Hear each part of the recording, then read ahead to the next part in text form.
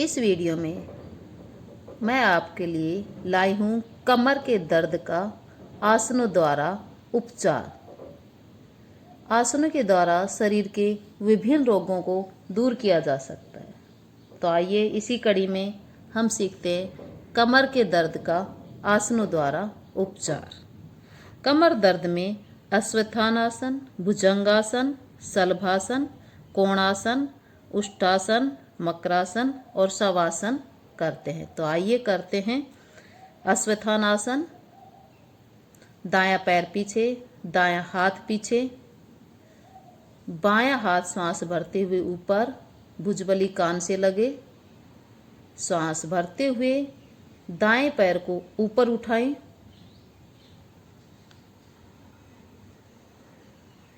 ध्यान रहे दाएं पैर का घुटना ना मुड़े।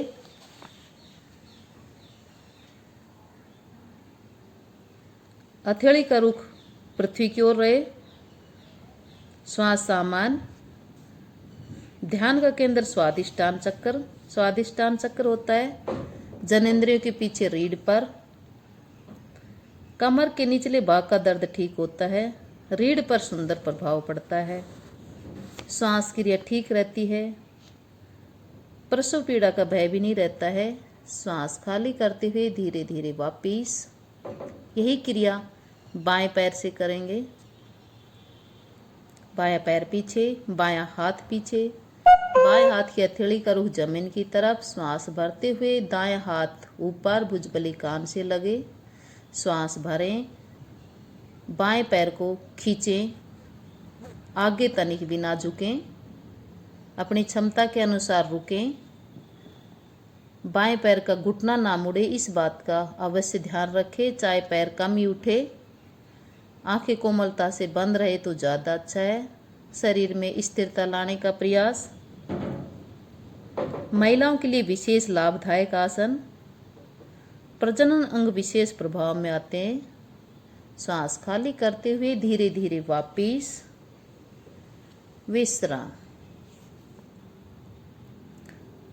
प्रत्येक आसन के बाद विश्राम अवश्य करें, जिससे अगले आसन के लिए ऊर्जा प्राप्त हो जाती है और थकान नहीं होती है। अब हम बैठकर करेंगे कोणासन। एडी पंजे मिलाएं, पंजे तानें। दोनों हाथ कमर से पीछे, नज़दीक से नज़दीक। श्वास भरें। धड़ सहित पूरे शरीर को ऊपर उठाएं। अंतिम स्थिति में पूरे पंजे जमीन से लगे। अगर नहीं लग पा रहे तो कोई बात नहीं। अंगुलियां अंगूठा बाहर की ओर रहें तथा मिले रहें। हाथों की दूरी कम से कम करें। घुटने ना मुड़े। पंजे निकट से निकट लाने का प्रयास करें। श्वास सामान्य कर लें। अपनी क्षमता के अनुसार रुकें। ध्यान मणिपुर चक्र पर। मणिपुर चक्र होता है नाभि के पीछे रीढ़ पर। वहाँ अपना ध्यान केंद्रित करें। आंखें कोमलता से बंद करें। श्वास खाली करते हुए धीरे धीरे वापिस विश्राम। दाईं तरफ करवट लेके वज्रासन में आ जाएं। कुछ देर वज्रासन में बैठ के विश्राम करें। श्वास सामान्य कर लें।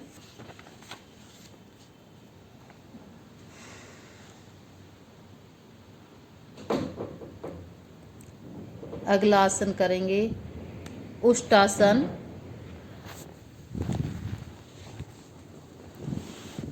घुटनों के बल आ जाएं। दोनों पैरों में कंधे जितना फासला।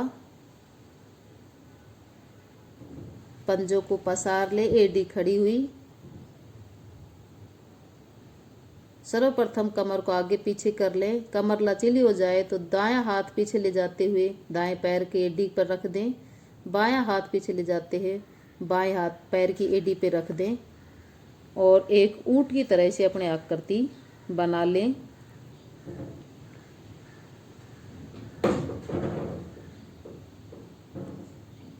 जाते समय और आते समय धीरे धीरे जाएं, जल्दी ना करें। जल्दी करने से चक्कर आने की संभावना रहती है। रीढ़ के तीनों भाग सर्वाइकल, डोर्सल और लंबर प्रभावित होकर लचीले बनते हैं। रीढ़ की सारी न्यूनताएं टेढ़ापन, स्लिप डिस्क, स्पेंडेलाइटिस समाप्त होती है। नहीं रुका जाए तो श्वास खाली करते हुए धीरे धीरे वापस विश्राम। उष्टासन में ध्यान रीढ़ पर रहेगा।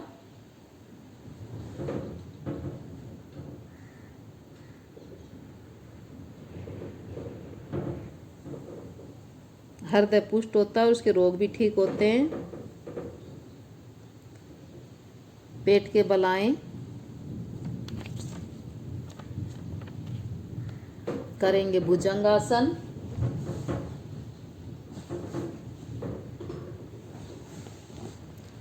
दोनों हाथ कंधे के बराबर, एडी पंजे मिलाएं, पंजे ताने। श्वास भरते हुए धड़ को ऊपर उठाएं और श्वास पूर्ण रूप से भरते हुए कमर से ऊपर वाला हिस्सा ऊपर उठा दें। अपनी क्षमता के अनुसार ऊपर उठें, गर्दन रीढ़ से लगे, एडी पंजे मिले हुए। दोनों हाथों में कंधों जितनी चौड़ाई, कोहनियां खिंची हुई, तनी हुई।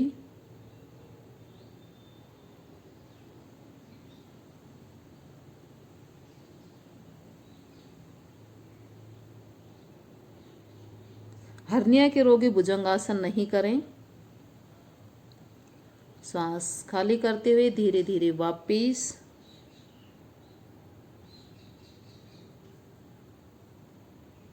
दाएं से शिथिलासन। दायां पैर सीधा, दायां हाथ सीधा, दायां कान जमीन से लगे। बायां पैर की एड़ी दाएं पैर के घुटने से लगे। बायां हाथ नज़र से 1 फुट की दूरी पर। हाई बीपी वालों के लिए लाभदायक आसन। पुनः पेट के बल आएं, करेंगे शलभासन।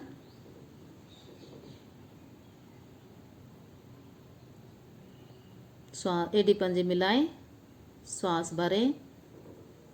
दायां पैर ऊपर, अधिकतम ऊपर, घुटना ना मुड़े, इस बात का ध्यान रखें। ठुड्डी जमीन से लगे।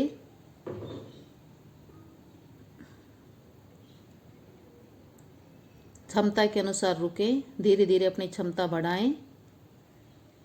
नहीं रुका जाए तो श्वास खाली करते हुए धीरे धीरे वापिस। यही क्रिया बाएं पैर से करेंगे।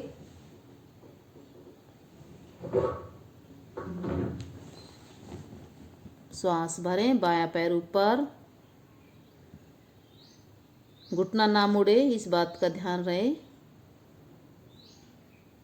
दोनों हाथ जंघाओं के नीचे जमीन से लगे हुए रहेंगे। हथेली का रुख आसमान की तरफ रहेगा। श्वास खाली करते हुए धीरे धीरे वापिस। पुनः श्वास भरें। अब दोनों पैर एक साथ उठेंगे।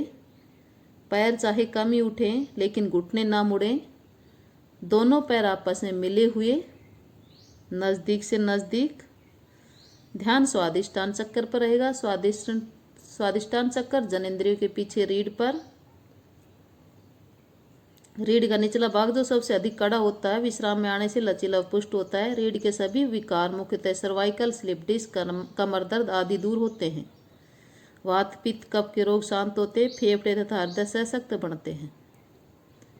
श्वास खाली करते हुए धीरे धीरे वापिस अपनी क्षमता के अनुसार रुकें और धीरे धीरे क्षमता बढ़ाएं।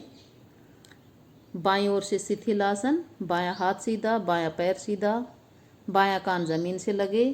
दायां हाथ नज़र से 1 फुट की दूरी पर, हथेली जमीन पर लगे। दाएं पैर की एडी बाएं पैर के घुटने से लगे। पूर्णतः शिथिलासन। लो बीपी वालों के लिए लाभदायक आसन।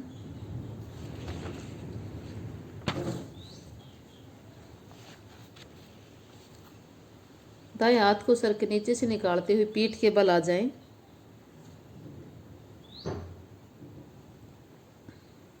करेंगे मर्कटासन।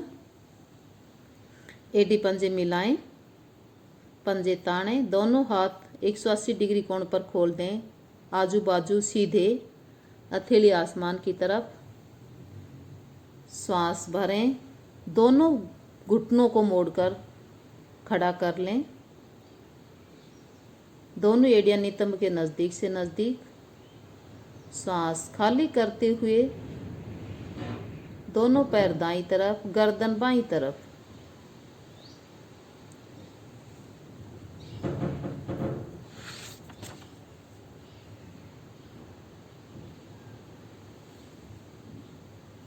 बायां कान जमीन से लगे।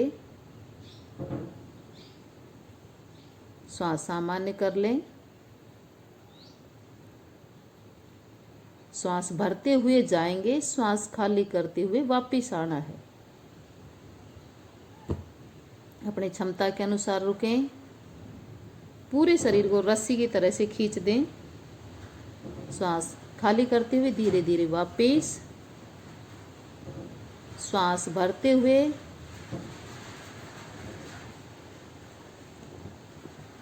दोनों पैर बाईं तरफ, गर्दन दाईं तरफ, दायां कान जमीन से लगे, एडी से एडी, पंजे से पंजा, घुटने से घुटना लगे, एडियां नज़दीक, नितंब के नज़दीक से नज़दीक। पूरे शरीर को रस्सी की तरह से खींच दें। ध्यान स्वादिष्टान चक्कर पर। स्वादिष्टान चक्कर होता है जननेंद्रियों के पीछे रीढ़ पर। रीढ़ के समस्त दोष, सर्वाइकल, स्पाइंडेलाइट्स, स्लीप डिस्क व कमर दर्द इससे दूर होते हैं। रक्तचाप भी संतुलित होता है। अपनी क्षमता के अनुसार रुकें। श्वास खाली करते हुए धीरे धीरे वापिस। थोड़ी देर विश्राम कर लें। इसी क्रिया को 3-4 बार और दोहरा लें।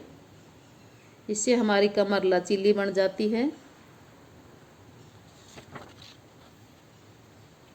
कब्ज भी दूर होती है। पसलियां व फेफड़े पुष्ट होते हैं।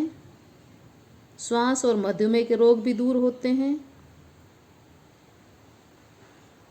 जंघा, घुटनों की मांसपेशियां सुदृढ़ होती हैं। दाएं बाएं हाथ खींचने से उंगलियां, कलाइयां, कोहनियां व कंधे भी पुष्ट व लचीले बनते हैं।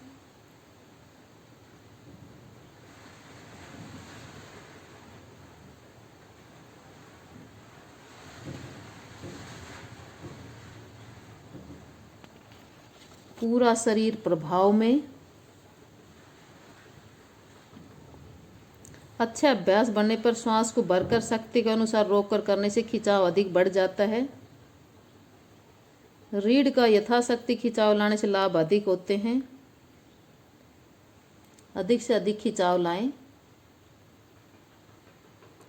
5-7 बार इस क्रिया को दोहराएं। विश्राम। दोनों हाथ कमर के आजू बाजू ले आएं। दोनों पैरों को ढीला छोड़ दें। और लास्ट में है शवासन। सब आसन करने के बाद शवासन में अवश्य विश्राम करें।